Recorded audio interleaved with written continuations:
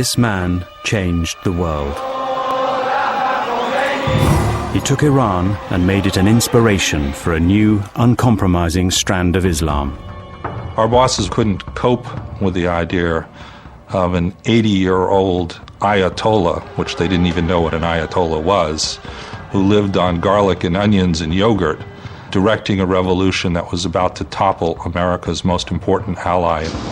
تمام این بحران‌ها را امریکا ایجاد می‌کند. His Iran broke all the rules of diplomacy. It unleashed forces the West still cannot handle.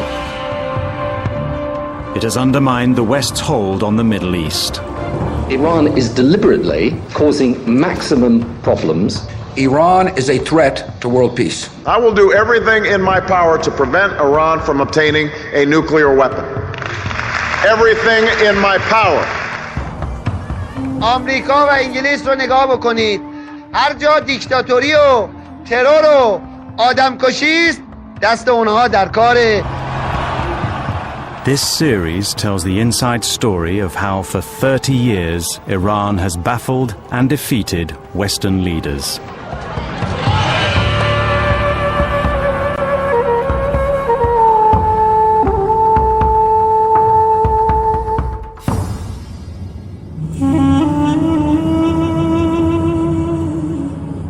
Ayatollah Ruhollah Khomeini spent 14 years banished from his native Iran. From neighboring Iraq, he waged a holy war against the Shah of Iran. In the autumn of 1978, Iraq's leader, Saddam Hussein, presented the Shah with a startling choice. وقتی که جریان سالیانه سازمان ملل بود، وزیر خارجه عراق با وزیر خارجه ما امیر خسرو افسار صحبت کرده بود و پیامی از صدام داشت. در این پیام این بود که اگر که بخواید این رو از اینجا به خارج میفرستیم و همینطور اگر که علاقمند باشید حتی باید الیمیت بشیم. The Shah was cautious. In those days we thought that if somebody gets rid of Khomeini, he will become like a martyr and he become even greater. Mohammad Reza Pahlavi had ruled Iran for almost 40 years. شاهنشاه‌ها کشور شاهنشاهی ایران به مردم این سرزمین باستانی. He lived in a world apart from his people. He was kept in power by a vicious security service and the fifth largest army on earth, equipped with American weaponry. He ignored calls for democracy. He let the nation's vast oil wealth go only to the few. He promoted Western culture, enraging millions of Muslims. Many groups resented the Shah. They came together under Khomeini's banner. چه اونها که تمایلات مذهبی داشتن در دین امام خواستهای خودشون برآورده میکردن، اونهایی هم که نه دیدگاه آزادی خواهانه داشتن ولو لایک، گروه های سیاسی زیادی بودن. باز هم در امام به عنوان چهره مبارزه، یک رهبر مبارزه نیرومند که همه مردم تونسته دور خودش بسیج کرده، شخصیتی میدیدن که میتونن در حمایت از او قام بردارن برای آزادی کشورشون. The Shah's government banned public gatherings.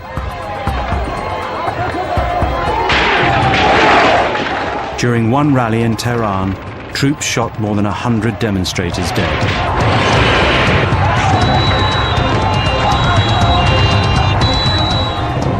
ولی منتظر بودیم که پیام امام بیاد و اون پیام حضرت امام که منتشر شد، گفتن حضرت امام فرموده که کسی خیابونا رو ترک نکنه، از همونجا دیگه تا پیروزی انقلاب دیگه مردم تو خیابون بودن اصلا. From Iraq, Imam Khomeini was causing havoc in Iran. The Shah declined Saddam's offer to kill him, but agreed to his being expelled. Khomeini sought refuge in Kuwait. محظور داشت به واسطه محظور ما نخواستیم اینها در محظور واقع بشن.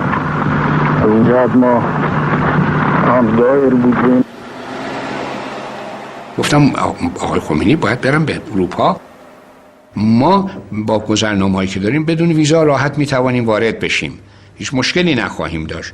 دوم این که پاریس یک مرکزیت سیاسی جهانی داره که هیچ کشور دیگه، شهر دیگری در اروپا نداره.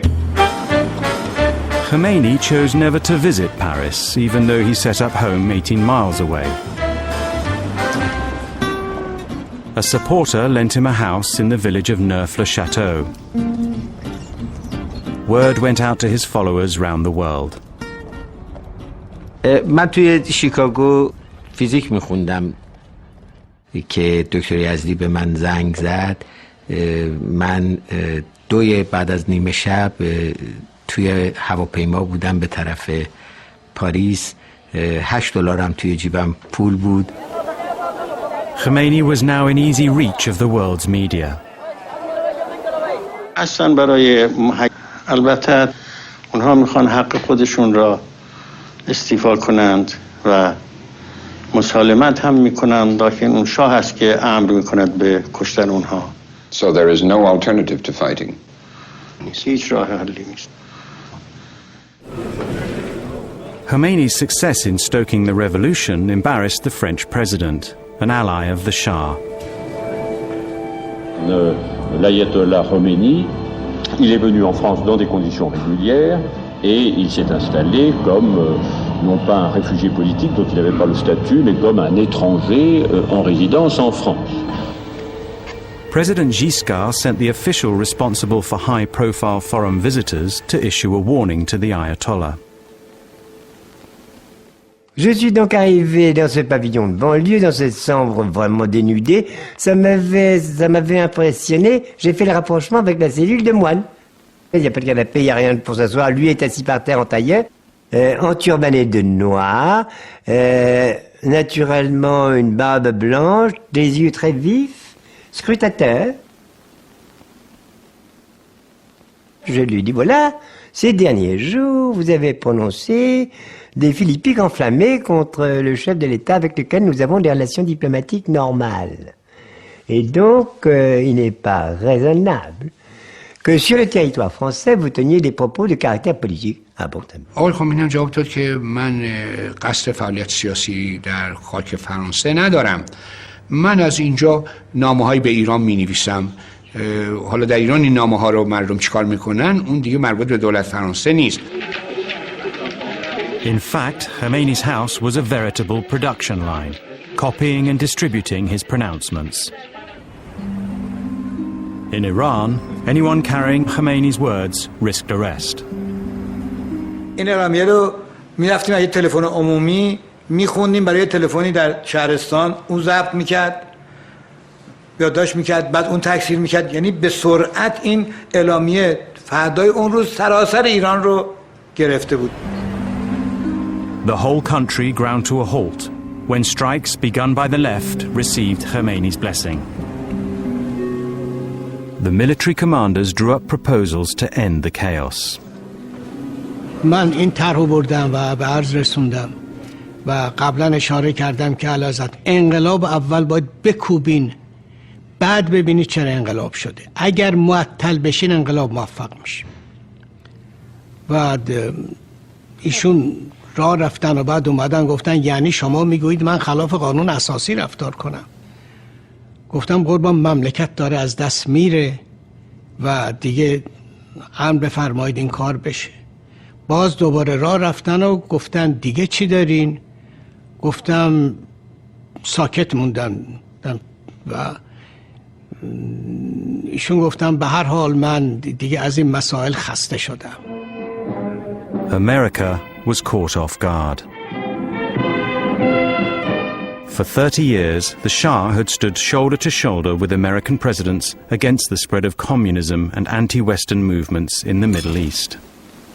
Iran, because of the great leadership of the Shah, is an island of stability in one of the more troubled areas of the world.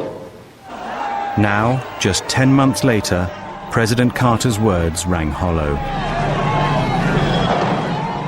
The question is beginning to arise how long the present government here can last with almost daily fighting on the streets of Iran. It was a question the American ambassador and his deputy needed to answer.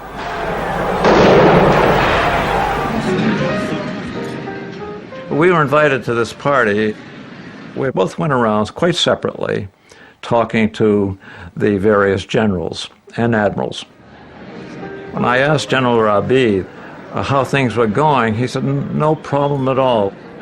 So I went over to Admiral Habib Abdullahi, and I asked the same penetrating question, how are things going?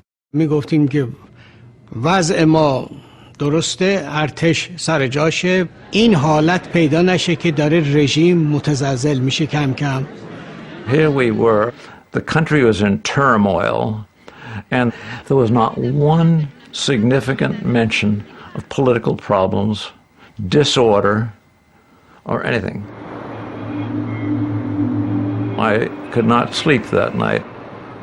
In the morning, I hustled over to the embassy. I went in, I said, Mr. Ambassador, this is not going to work.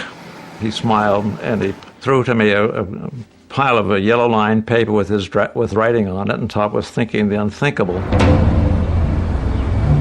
The ambassador's report to Washington spelled it out. The Shah's regime was in peril. The president called an emergency meeting. Our presumption was that the United States policies would be better off if the Shah did stay in power. We were concerned that if Shah falls, the whole thing could become extremely unstable, not just in Iran, but in the region. But over how to save the Shah, the president's advisors were divided. Secretary Vance and I both felt that the best chance the Shah had to maintain his position was to go the direction of reform, to have early elections, to take human rights steps that would gain the confidence of his people. You first reestablish order, thereby asserting your authority, and shortly thereafter initiate reforms, having proven that you're in charge. Brzezinski felt we should make it very clear to the Shah that we would not object in any way if he decided to really crack down very hard and use what Brzezinski came to call the iron fist. The message to the Shah was not clear. It urged him simultaneously to get tough with the protesters and to offer them concessions. The Shah summoned the ambassador.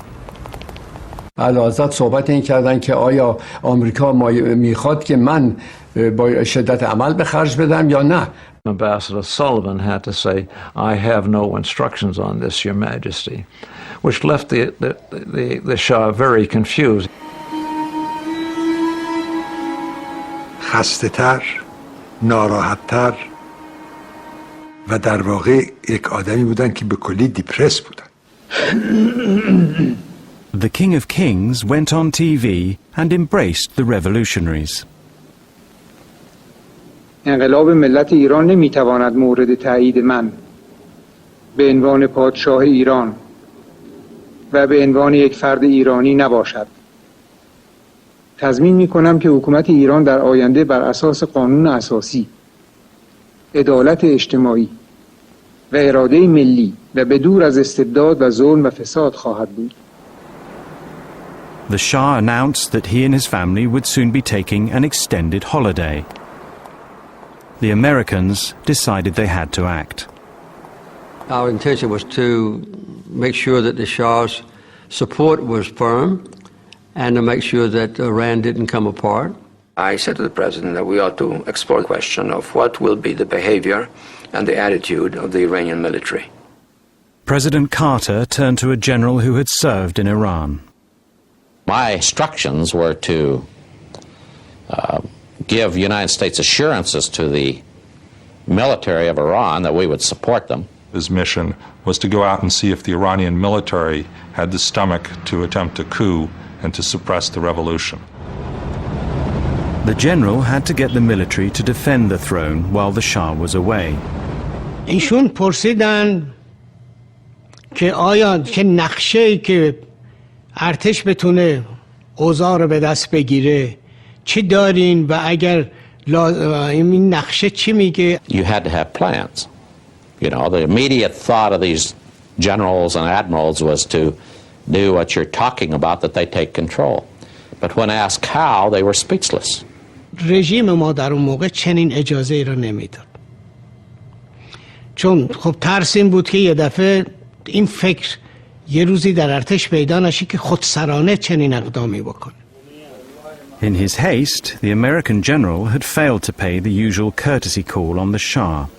من خیلی کمتر اوقات اعلیحضرت رو اینقدر عصبانی دیدم. خیلی معذرت میخوام اگر من این کلمه رو بگم، ولی خب اعلیحضرت فرمودن که این مرتیکه آمده به ایران و تمام همه جا رفته، با همه ملاقات کرده، رئیس قره‌باقی هم دیده، حالا قبل از اینکه بره آمده از من میخواد خداحافظی بکنه. He cautioned me, and only as the Shah could do, and you'd have to know him and see him looking at you through his glasses with his penetrating look, that I should not forget who the King of Kings was. I saw him only once when he accompanied the American ambassador to come and inquire about the date of my departure and even the hour of my departure. That's all I discussed with General Heiser. Before his holiday, the Shah appointed a new prime minister, a moderate and former opponent of his regime, Shapur Bakhtiar. I hope that we can settle all dispute and misunderstanding between the king and the nation. We hope. Soon after, the Shah and his wife left Iran. یه مدتی است که احساس خستگی می‌کنم و احتیاج به استراحت. I had to take a little tranquilizer. I usually never took tranquilizers, but I had to take one not to cry or to feel sad. در همون موقعی که خداحافظی میکردن یک افسری یه سرهنگی بود، خودشو پرت کرد اول به پای اعلیحضرت و گفت اعلیحضرت نمیذاریم شما برید. اعلیحضرت گفت من برمیگردم.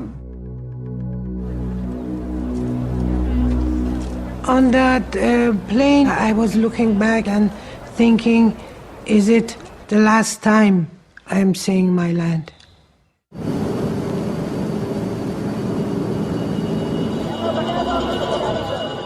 The Shah had fled a popular uprising once before, in 1953. Then America and Britain had engineered a coup which put him back on the throne. Now Western leaders were at a summit in the Caribbean. This time they agreed the Shah was a lost cause, and their only hope for a pro-Western Iran was his new prime minister. President Carter asked President Giscard to help persuade Khomeini to keep away from Iran. Le président de la République me dit « J'ai reçu un message du président Carter qui me demande de le transmettre à Khomeini. » Je suis arrivé, j'ai retrouvé mon ayatollah. Je leur ai dit que c'est le souhait du président des États-Unis,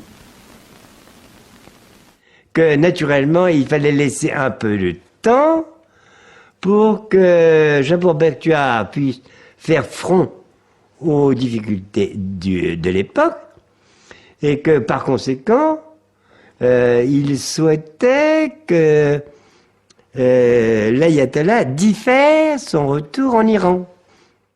نماینده فرانسوی گفتش که آیت الله هم باید که از دولت بختیار پشتیبانی بکنه و اگر نه ارتش ممکنه کودتا بکنه.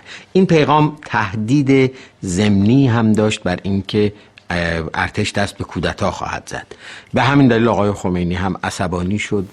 Il m'a répondu, le président Carter doit comprendre, c'est que s'il veut que les relations se rétablissent normalement, il faut naturellement qu'il cesse d'appuyer des forces contraires aux vœux du peuple. Or, j'interprète les vœux du peuple. Khomeini called on his supporters in Iran to give the soldiers flowers. شعار در میاد که برادر ارتشی ما به تو گل میدهیم تو به ما گلوله. Many soldiers were conscripts and followers of Khomeini. They deserted in droves. The revolutionaries set up reception centers to receive them. از مردم کمک خواسته بودیم و لباس شخصی تهیه کرده بودیم، لباساشون رو عوض میکردیم. خب میدونید که توی دوران سربازی یکی از چیزایی که تکلیف سرباز هست اینه که همیشه موی سرش باید زده شده باشه، نمره 2 باید سرش رو اصلاح بکنه. خب بعد این وقتی نمیدن یه عده‌ای با لباس شخصی اما سراشون نمره 2، اونا رو می‌خواستن بگیرن که ما گفتیم همه جوونا برن سراشون نمره 2 بزنن. A section of the military was determined to stop Khomeini by any means. بحث این بود که در اول که جلوش گرفته بشه و نیاد. حتی پیشنهاد این بود که یکی دو تا پیشنهادم که داشتیم این بود که اصلا هواپیمای یا هلیکوپتر که ایشون بیان استفاده کنن زده بشه رو هوا. In France, Khomeini's advisors agonized over the right moment to return. یه شب بعد از نماز مغرب عشا که امام آمدن تو اتاق که ما بودیم همه، گفتن که من به ذهنم رسیده دیگه بودن ما اینجا وجهی نداره، بریم به ایران. بعدم گفتن خب شما مجبور نیستید با من بیاید، این یه سفر خیلی میتونه خطرناکی باشه. ما هم فکر میکردیم که هر چقدر تعداد خبرنگار بیشتر باشه بیمه‌ای برای اون هواپیما و اون هواپیما امن‌تر خواهد بود، چون این خطر بود که ممکن بود هواپیما رو سرنگون بکنه.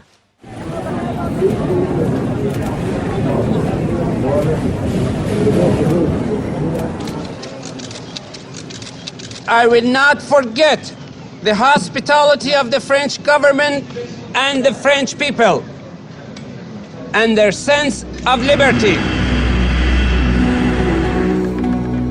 During the flight, a German TV reporter was allowed into Khomeini's private cabin. Sonne ging gerade auf, es war die Zeit des Morgengebets. Jedenfalls, ich habe ihn nie wieder so aufgeräumt gesehen wie an diesem frühen Morgen.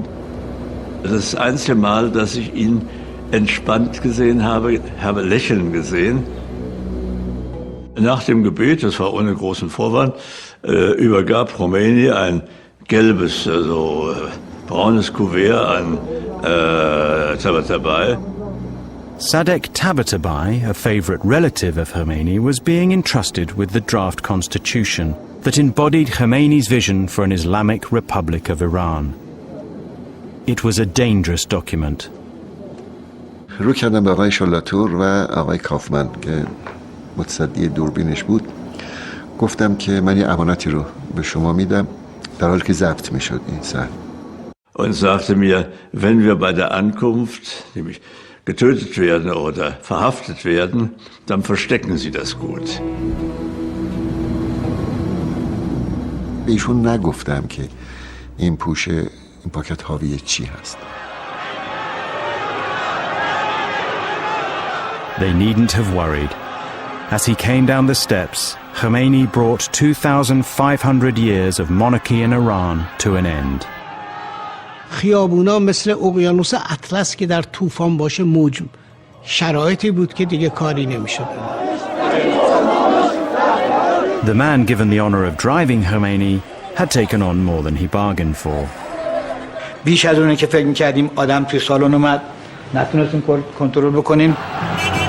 مردم ریختن، ماشینای اسکورت و بین ما و ماشینای اسکورت حائل شدن.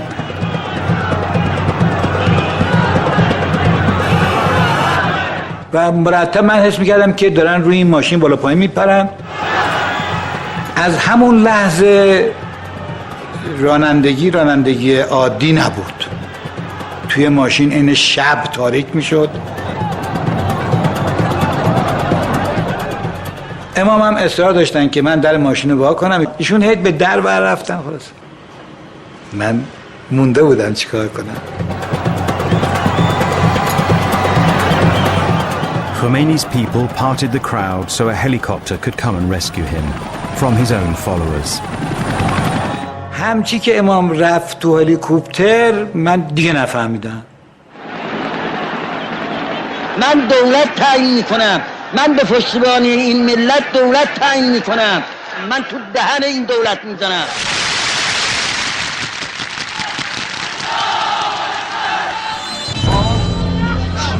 Revolutionaries now attacked police stations and military bases.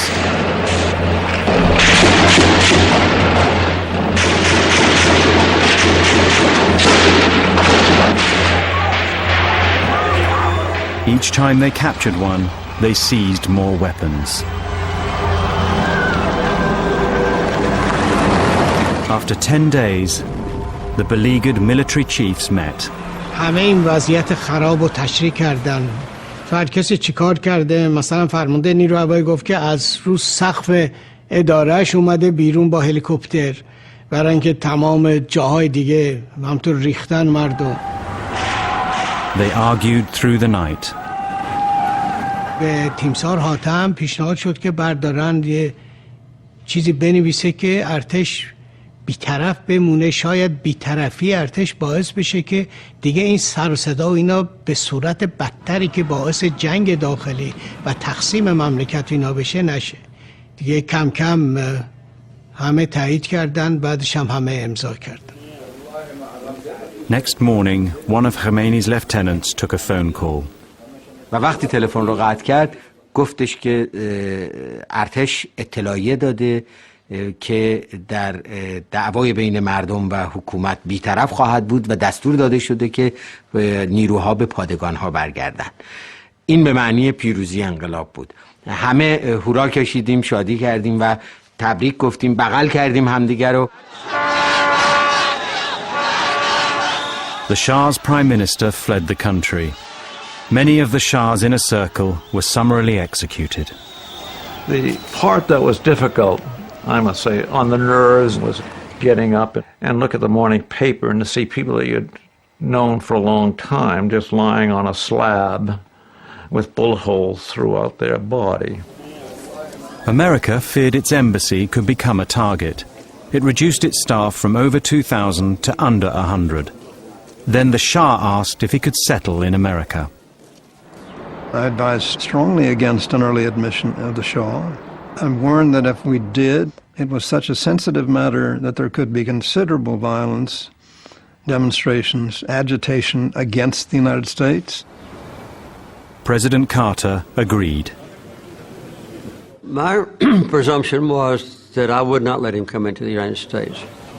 I argued that he should be allowed because we treated him as an ally in good times, and I felt it was our responsibility to treat him as a former ally, but a friend in bad times. The president said, well, let me ask you one question.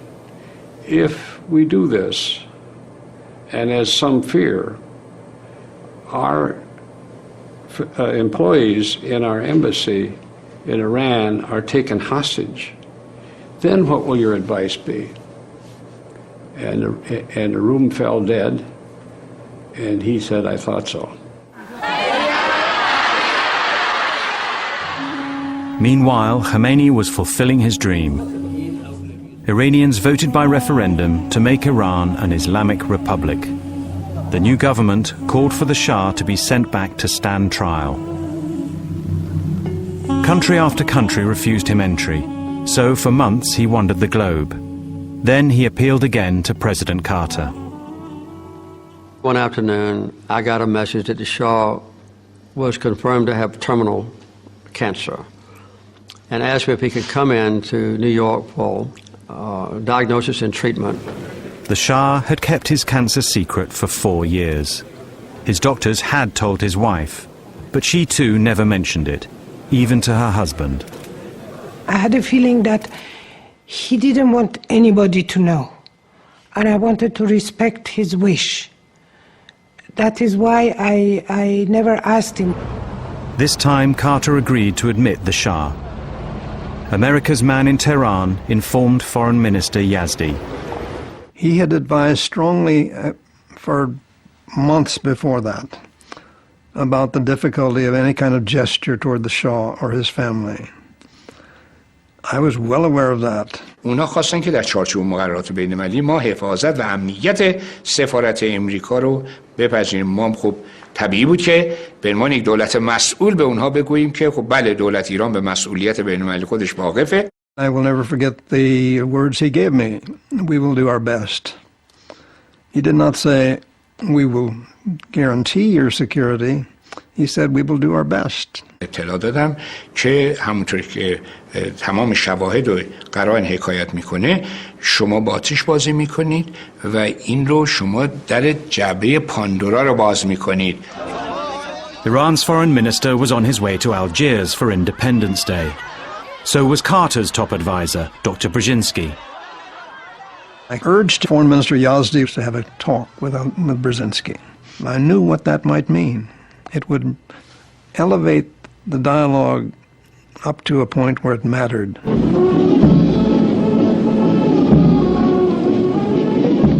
After the celebrations, they met in Brzezinski's suite. I told him that, first of all, we had no designs to use the Shah against the new regime in Iran. As I remember, I pointed out to him that the Shah was an ill man. خواستیم که شما اجازه بدید که پزشکان ما برن پرونده شاه رو ببینن، شاه رو عیادت بکنن، بتوانن به ما مستقل از شما گزارشی بدن. I didn't see the need for any procedure of this sort, which would be, in a sense, negatively reflecting on the veracity of the U.S. government. و هر قدم شما بگید که ما برای خاطر موازین بشر دوستانه این کاری کردیم، ملت ایران نمیپذیره. قابل هضم نیست براش. حتی اگر ما سعی بکنیم مردم نمیپذیرن. A small group of students now took center stage.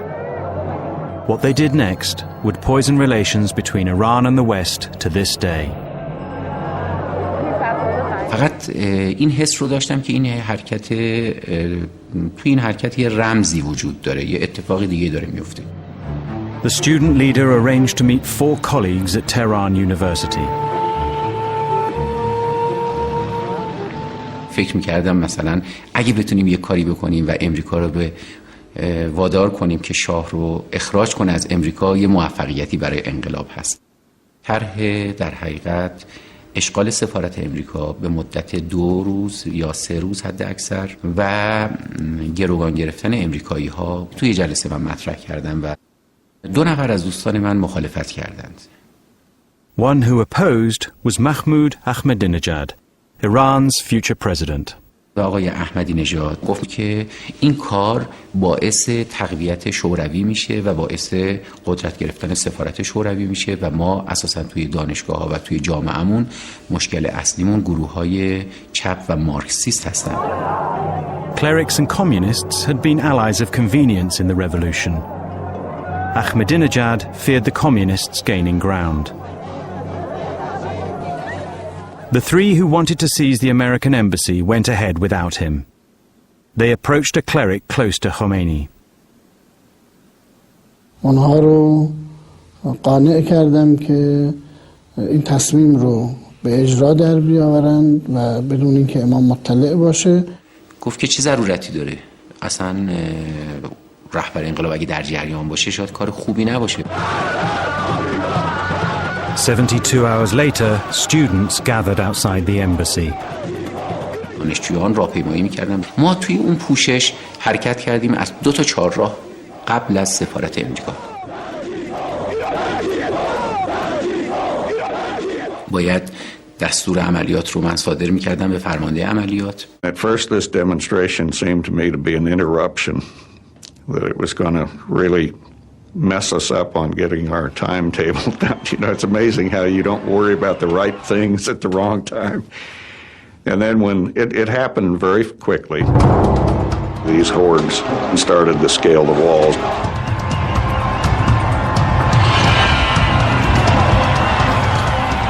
The acting ambassador was told just after leaving a meeting in the foreign ministry. I had to turn around rather quickly and go back to the foreign ministry, find help from where it mattered, and that was the foreign minister himself. من به آقای لینگن گفتم که خب من قبلا به شما در مذاکرات حضوری گفته بودم که اگر شما این کارو بکنید باید منتظر چه چیزی باشه. I said, I know you warned me against this, but I need help. Only Khomeini could sort this out, but he was in the holy city of Qom, and he was taking his daily nap. بنابراین من سعی کردم که با هلیکوپتر که از دانشکده افسری، از پلتفرم دانشکده افسری ما استفاده می‌کردیم، می‌رفتیم.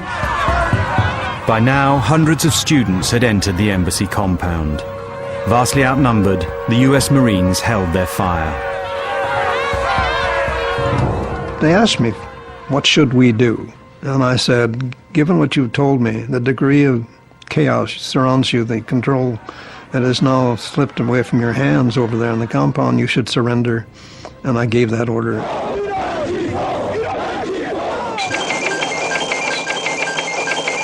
Good evening.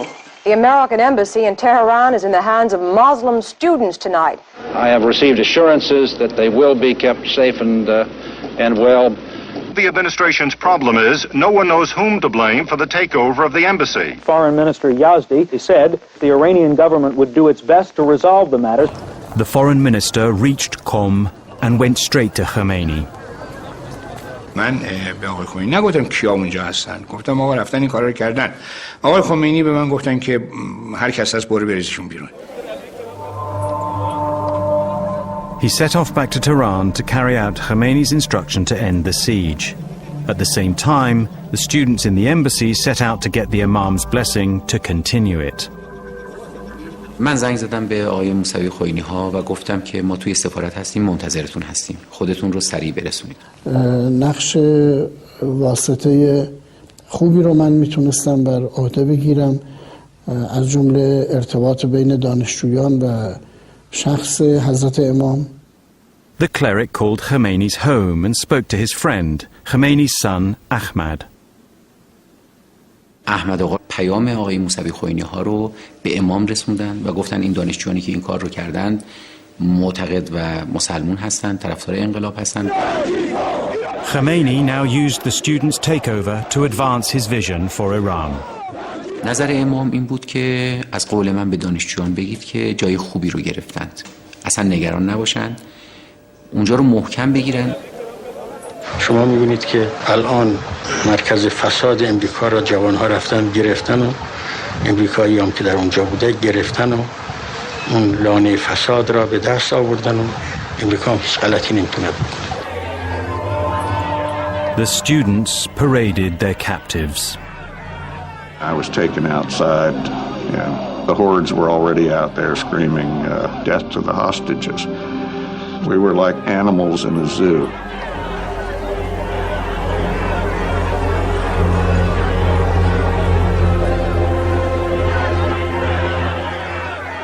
Khomeini had breached the basic rule that enables diplomats to work in a crisis. In doing so, he had reversed the decision he gave Foreign Minister Yazdi, who had been at his side since his exile in Iraq. The cabinet now met in emergency session. ما مخالفتمون با گروگانگیری از موضع منافع ملیمون بود. آقای دکتر یزدی خواست عنوان میکنه که به لحاظ خارجی و از اینجوری شرایط اینجوری باید سعی کنیم که دیپلماسی خارجیمون رو چیکار بکنیم، که آقای بازرگان با تندی بهش گفت تو چه کاری؟ تو فکر می‌کنی تو وزیر خارجه هستی؟ وزارت خارجه توسط دو اداره نمیشه که. بسیار برافروخته بودن و تاکید کردن که استعفا میدن، کما اینکه ایشون در خود هیئت دولت مطرح کرد که استعفا خواهند داد و نه تنها ایشون، همه وزرا قبول کردن که دست جمعی استعفا بدن. Khomeini's support of the students had enabled him to sweep the moderates out of government. A month later, he assumed the new post of Supreme Leader, giving him, in effect, total control. And the American diplomats remained in captivity. We sent word to the Ayatollah that if he injured a hostage, that we would stop all commerce between Iran and the outside world by blockading their seaports and so forth. We didn't go into detail. And if he killed any hostages, that I would respond with military action. Is Iran now, in effect, at war with the United States?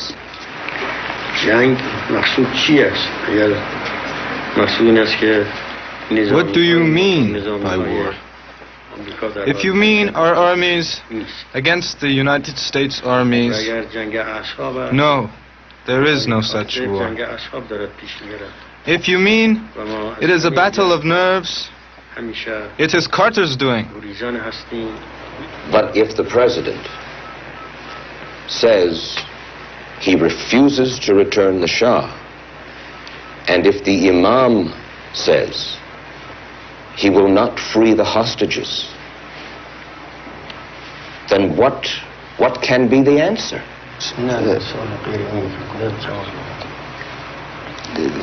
He will not discuss He's not even going to listen to it.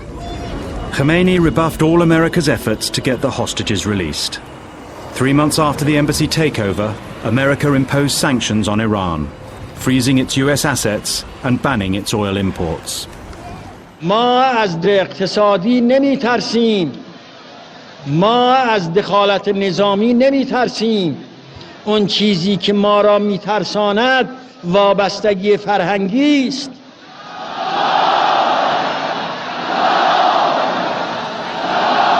They had 2 or 3 different interrogations teams that worked me over. I was beaten, I was hung by my wrists, marched into trees, and of course with a blindfold on. They'd tie me up like a pretzel and come in about every 15 minutes, give me a couple of good swift kicks, pull me to my feet, and ask me a bunch of stupid questions. Good evening. For the first time since the Iran crisis began 40 days ago, President Carter has indicated a glimmer of hope in the confrontation. The hopes were false, and news channels gave a daily reminder of the embassy siege. The Shah finished his medical treatment and left America, but Khomeini still refused to release the hostages. It was seen around the world as an America no longer capable of dealing with her real problems. It humbled the administration in dealing with problems at home.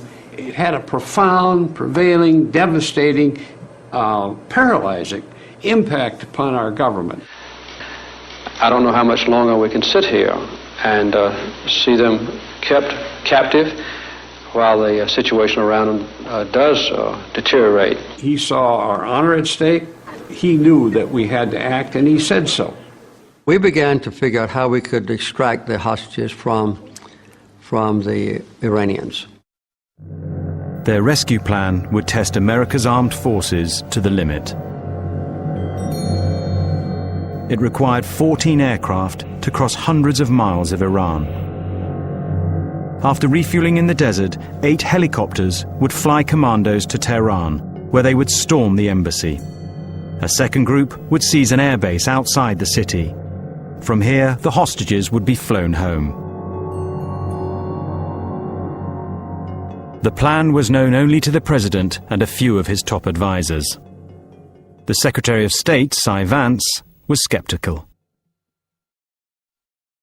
One day I remember he said, "Fritz, the rescue mission won't work." And I said, "Cy, how can you say that?" He said, "I say it because I was on the Armed Services Committee staff for years. I was over in the Defense Department for years. I've been around them a lot. This will not work." When the Secretary of State was out of town, Carter summoned his top advisors. We decided to have a national security meeting. Vance was in Miami. Warren Christopher was his representative. The president turned to me and asked me to review the diplomatic options. Of course, the meeting had taken me totally by surprise. The subject was so secret that Secretary Vance had never been able to share with me the possibility of a rescue. And so I just dug into the back of my head and tried to review what the diplomatic options were at the present time. All the principals, including myself, recommended that we proceed, that the diplomatic and other options were not working. And we voted unanimously to proceed with the rescue mission. To get the commandos in and all 52 hostages out required 6 helicopters. For safety, they sent 8.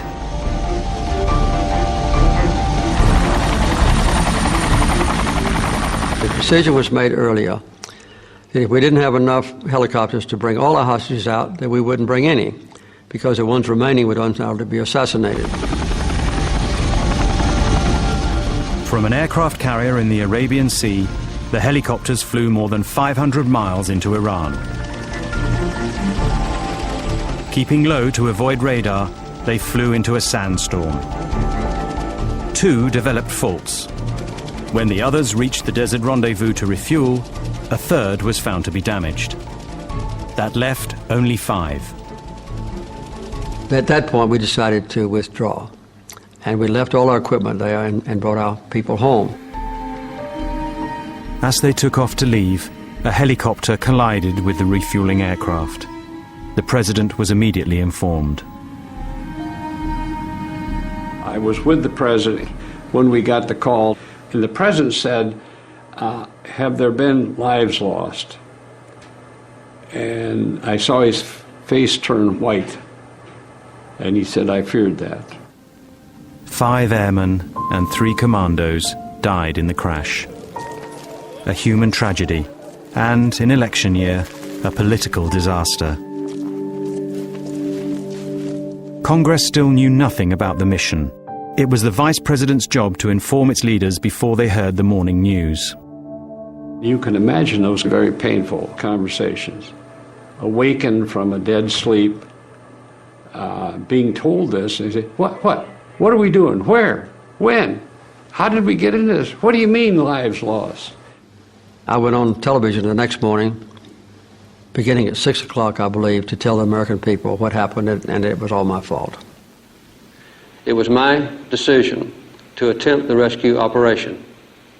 It was my decision to cancel it when problems developed in the placement of our rescue team for a future rescue operation. The responsibility is fully my own. کی این هلیکوپترهای آقای کارتر را ساقط کرد؟ ما ساقط کردیم؟ خدا ساقط کرد. Although Khomeini crowed, the Islamic Republic's own armed forces were in disarray. Carter's sanctions stopped them obtaining spare parts. The Shah's generals had fled or been executed. Saddam Hussein saw an opportunity. خدمت ایشون عرض کردم همیشه صدام داره زمزمه جنگ میکنه و او قرارداد الجزایر رو پاره کرده اینا، بنابراین هر چه زودتر جلوی این معنا گرفته بشه. The Islamic Republic was surrounded by hostile states. To protect itself, it needed sanctions lifted. Khomeini was persuaded to open talks with America. His negotiator met President Carter's on neutral ground, in West Germany. ما قدم می‌زدیم در باغ کاخ مهمان سرای وزارت خارجه بن که خبر دادن که دوستان آمدن. وقتی من آمدم آقای کریستوفر از رو اومد، من در قیافش تعجب رو می‌دیدم. I was really quite surprised. He was a very good-looking, dapper man in a sport coat and flannel slacks, and so he looked very Americanized.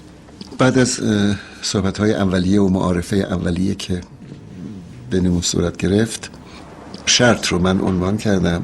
یکی اینکه بازگردوندن دارایی‌های مسدود شده ایران و اموالی که یعنی تنخواهی که بر اساسش دولت پنتاگون تجهیزات نظامی به ایران فروخته بود. With respect to the funds that we had frozen in the United States, I told him we had about $5.5 billion frozen, and we're prepared to assemble those assets and return them to Iran.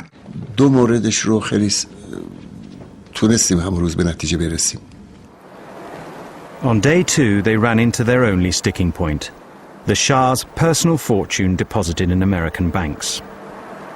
استدلال من به آقای کریستوفر این بود که اولا این رقم یه رقم درآمد معقول یک فردی نیست، من زمام دار که پولی جای پس انداز کرده باشه. این رقم نزدیک به 20 میلیارد اموال منقول و غیر منقول، اینها خب تصاحبش غیر قانونی و غیر شرعی است. I said, look, we have a real problem there.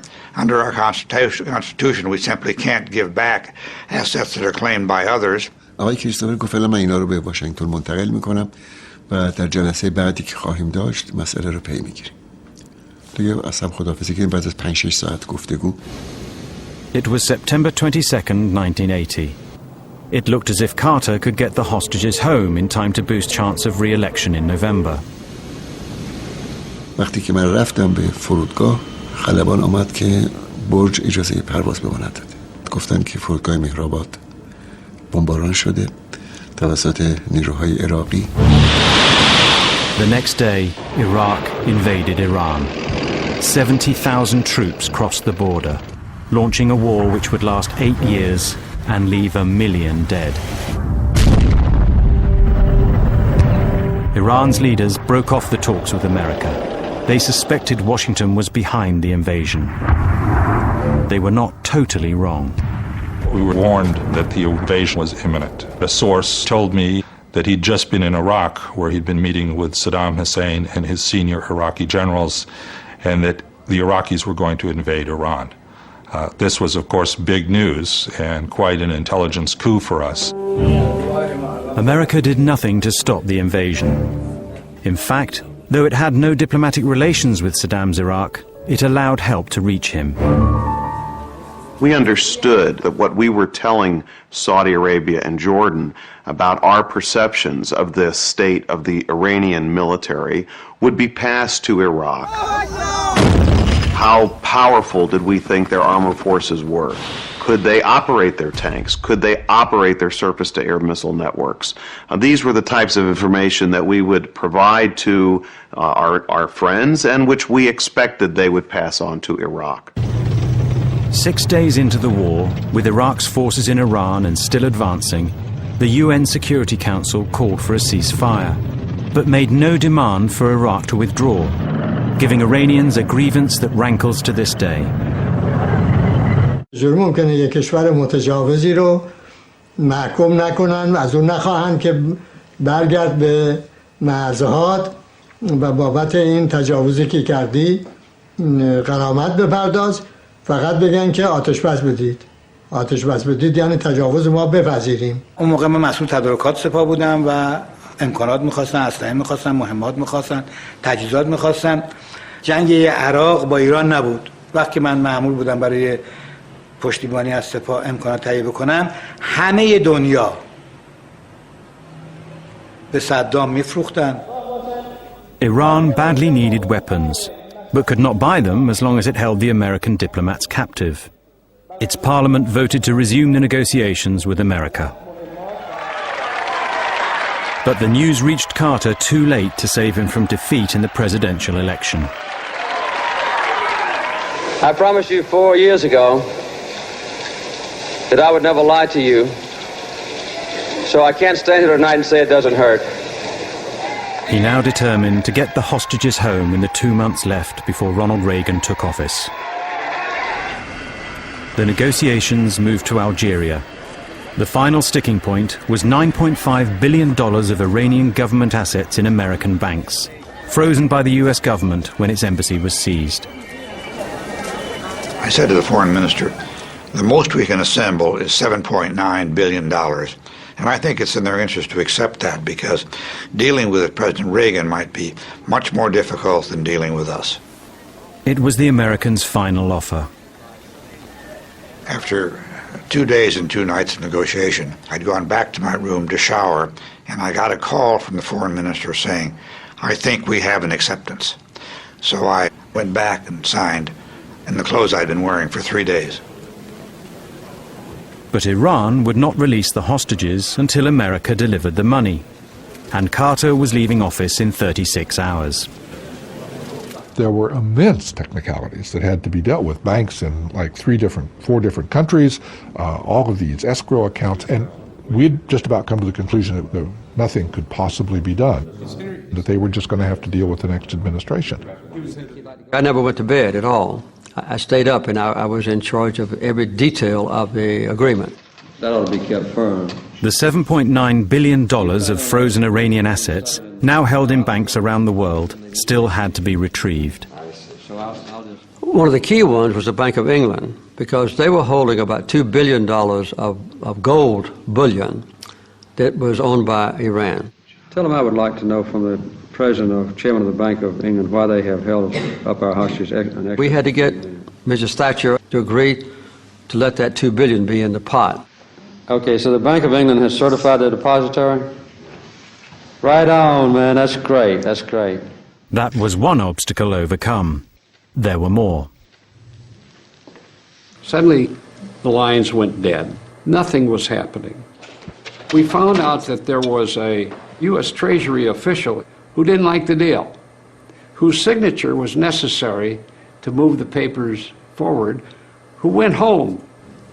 So the President of the United States said, this person is fired, and so we got past that. The hostages had been held for 15 months, often in solitary confinement. 2 hours before Reagan's inauguration, they were assembled. We were all blindfolded. I can remember my irritation with one of the hostage takers who were pushing us on the bus, because we were always being pushed around. The hostages tore off their blindfolds and saw they were on the road to the airport. In Washington, the Vice President and President prepared to leave for Reagan's inauguration. As I left the Oval Office, there was Gary Sick sitting by the President's chair, in his own smaller chair, on the phone, waiting to see if there's any news about the hostages. I was listening with one ear to the reports coming out of Tehran about where the hostages were and what was going on. The hostages reached Tehran airport. Prodded, poked at, screamed at by dozens of hostage takers, prison guards between the bus and the ramp up to the aircraft. We hadn't seen each other for 444 days. All of us embracing each other, getting to know each other again. But the planes sat on the runway. Carter was despairing because he had hoped at least to get these hostages home while he was president. We rode in a limousine to the Capitol for the inauguration ceremony. I had direct communication, obviously, with our intelligence around the world. I talked to him while he was in the car. Said that the hostages were apparently at the airport, but we had no evidence that anything had happened. Repeat after me. I, Ronald Reagan, do solemnly swear. I, Ronald Reagan, do solemnly swear that I will faithfully execute the office of President of the United States. That I will faithfully execute the office of President. Carter left for home. Still no news.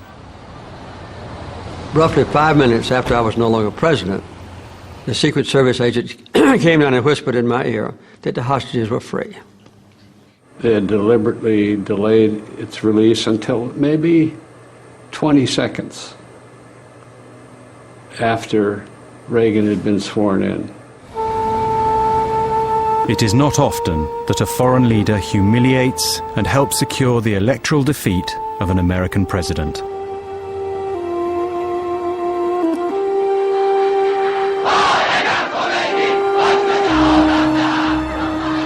Ayatollah Khomeini had laid down a pattern of intransigence that continues to this day, and still bamboozles the West.